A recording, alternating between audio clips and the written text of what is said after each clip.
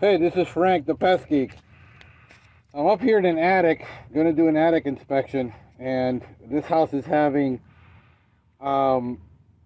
white-footed difficult ant that we can't control because we're finding them over the toilet, over the vent, and we're also finding carpenter ant. There seems to be some type of smell of dampness, so trying to figure out what is going on, and we're going to be going through this crawl space wearing a respirator because I don't know what's up here. I don't know what's been done, and so every time I go into an attic, I'm going to wear a respirator. I'm just going to take a look around. I'm not going to go very deep into every crevice, but trying to find any evidence of anything that could be related to this problem that we're having, and it has to be a moisture issue somewhere.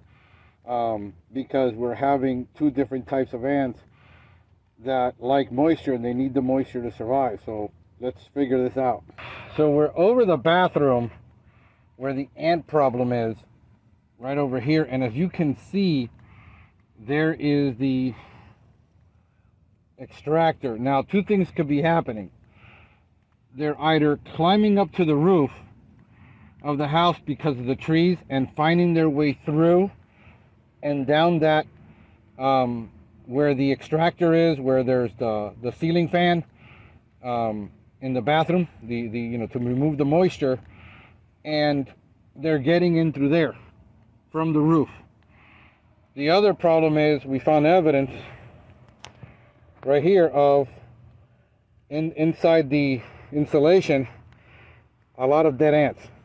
So if they're getting in, how are they getting in? If they're up here, how are they getting out? We never see a trail on the outside, but all we see is the dead ants over the toilet every week, and this is the only evidence we have. This is the hard part of diagnosing an ant problem with this type of ant, which is known as the difficult ant, formerly known as the white-footed ant. And when you have these difficult ant problems, diagnosing them is the expensive part, not the treatment. The treatment is actually very simple. But diagnosing how the heck this ant is getting in and finding them when you can't find a trail, there's no visible trail outside at any time of the day. There's no trail on the trees that are touching the house. Every possible entry point is being treated, and we still don't know how the heck this ant is in here surviving and coming out. So, this is the frustrating part about doing this when we can't solve the problem. The customers had 3 and 4 companies over a year. Everybody is just applying Thermador because they think Thermador is a magic bullet and not trying to figure out how the heck, because no customer wants to pay for a diagnosis. It's like, I want a treatment. I don't want you to spend hours charging me for something, looking for it, when this is the only solution. When you've already sprayed and sprayed and sprayed and sprayed, and you're tired of spraying, and they are going to dust this attic with Delta dust, which is a bad idea to use a pyrethroid dust when you have these ant problems. That seems to be the cheap way out, to just dust it with some type of pesticide. This is why I'm wearing a respirator, because I don't know what the heck the last pest control company did, and I don't want to breathe it in, and neither do you.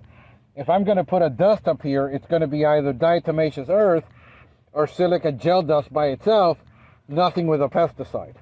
But we avoid treating attics with anything because of that reason. So I'm trying to find if there's a leak in the roof. Is there a moisture problem? The reason you're seeing all these lines on my screen is I got a headlamp on, and the headlamp, the hertz and the frequency don't align with the camera lens. There's other evidence like, poop, which could be, looks like a lot of lizards up here. How are all these lizards getting in here? We were already granular baited. If you can see, for the carpenter ant, we used a boric acid granular bait, which is this. This is not termite, it's nothing else.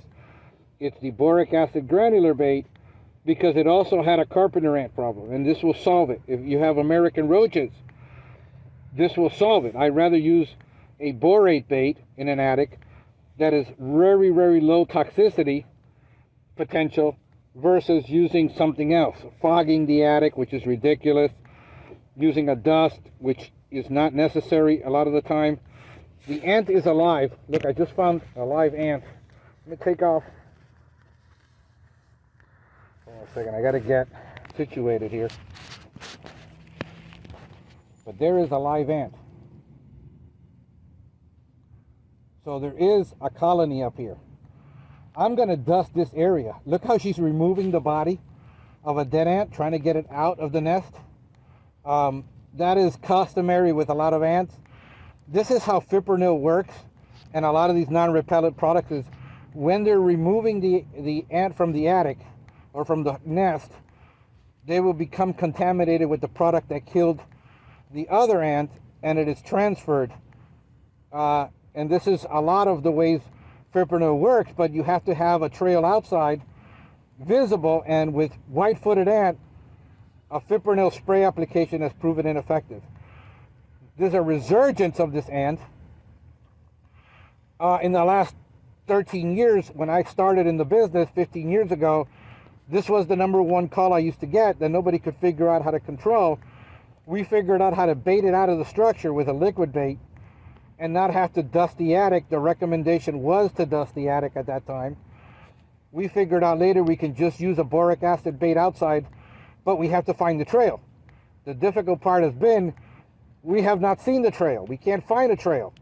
But now we know, getting up into this attic, which we have to do roughly about 1% of the time, now we're seeing the evidence that there is live activity in this attic. So dusting is going to be the recommendation with a silica gel dust to solve this problem. Okay, so here's the only evidence we see of the ant. Let me get close and do a micro.